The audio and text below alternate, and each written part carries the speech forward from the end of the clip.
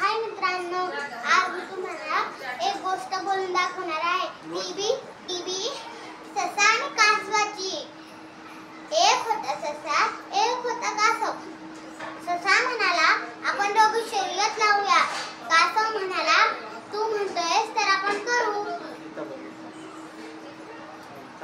मग ते दोघं शर्यत लावतात. तेव्हा ससा टुन्नुक टुन्नुक उड्या मारत पुढे जातो. कासव राहतो हळूहळू जात माग पुढं. मग ससा म्हणतो, किती लांब आहे अजून, तर मी थोडीशी झोप घेतो. पण झोप घ्यायच्या आधी खाऊन पण तर घेतो.